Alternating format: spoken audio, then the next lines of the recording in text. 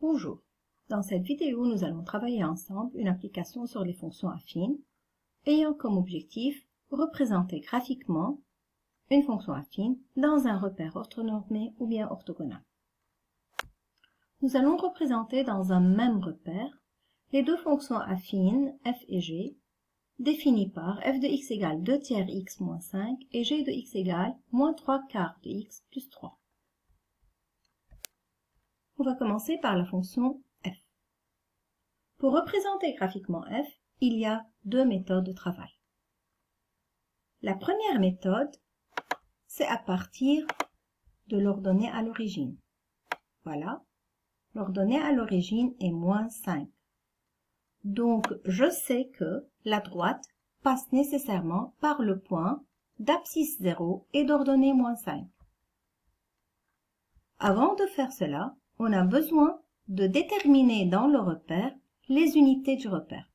Donc, chez moi, je vais considérer que l'unité, c'est un carreau sur l'axe des abscisses, de même, un carreau sur l'axe des ordonnées. Et alors, pour représenter, pour placer moins 5, voilà, on a moins 1, moins 2, moins 3, moins 4, et voilà le moins 5. Donc, c'est ici le moins 5. Je vais noter ce point par A.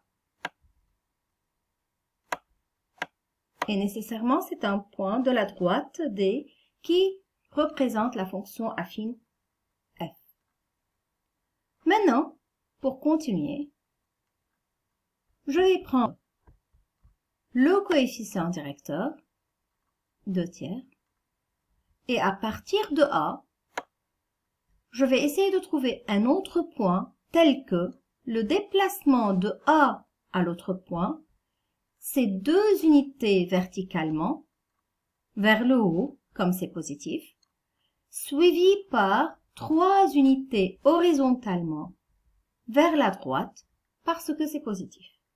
Donc, à partir de A, je vais faire 2 unités vers le haut, 1, 2 unités, suivi par 3 unités à droite, horizontalement à droite.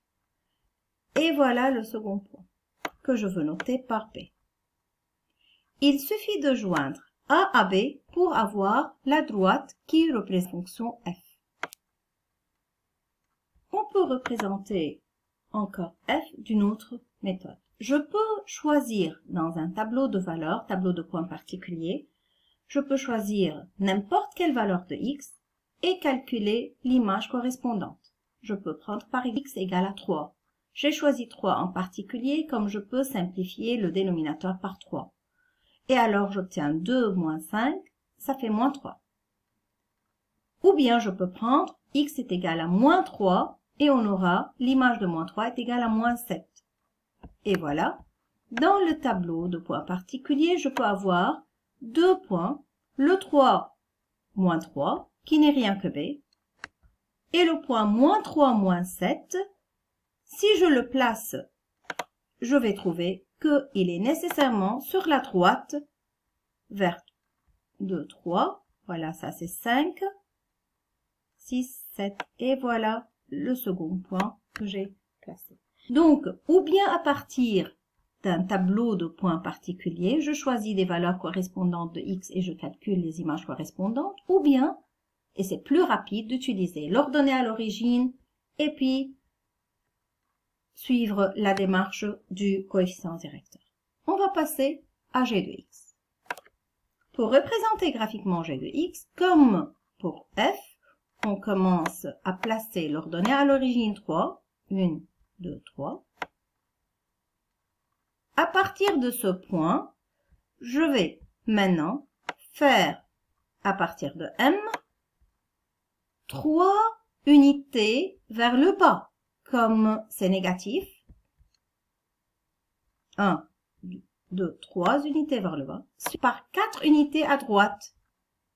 1, 2, 3 et 4 unités à droite. C'est le point N. Il suffit de joindre M à N et donc avoir la droite D' qui n'est rien que la représentation graphique de G. Voilà la droite des primes. Pour G de X, je vais vous donner une remarque.